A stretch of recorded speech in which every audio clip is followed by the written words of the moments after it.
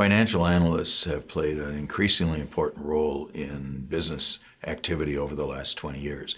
They put enormous pressure on CEOs to meet quarterly profits, to meet their targets, to hold these meetings with financial analysts. And that really disciplines corporations to focus just on shareholder maximizing and profit maximizing in the short run.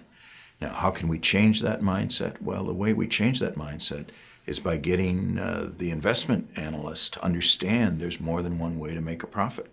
That is, by educating them to how you invest in employees, how you build a high productivity, high profit organization that creates good jobs and good wages.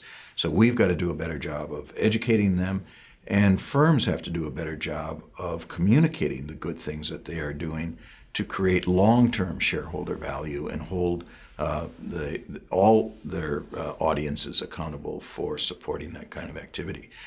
We're now going to see an increased emphasis on this. CalPERS, for example, is holding a conference in June on how you can encourage socially responsible investing. Investing that is both profitable because they need to get a return for their pension holders, as well as socially sustainable, environmentally sustainable. We really want to see more of that. We're going to hold a conference here at MIT in the Sloan School in May, bringing the stakeholders together to show how some firms have been very successful in building long-term shareholder value by investing in employees, by having high-performance work systems, by creating good jobs, paying good wages, having very high loyalty and low turnover and long-term effectiveness. The way we expand those firms is a combination through these educational efforts by bringing the firms together to learn from each other, to let other firms learn from the successes that they've been having, and then from a stronger government policy that takes away some of the options for competing just on holding wages down by slowly raising the minimum wage and holding firms accountable for meeting their responsibilities, by rebuilding the strength of labor organizations so that they can hold firms accountable for doing so.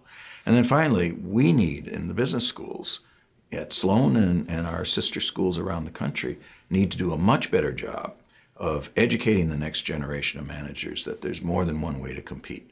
We can compete by short-term profit maximizing and holding costs down, or we can compete by investing in employees, by building high-performance organizations, by using technology effectively to drive innovation and improvements in product quality and be the next generation leader in industry and having long-term shareholder value as well as meeting the needs of other stakeholders who depend on vibrant, sustainable corporations.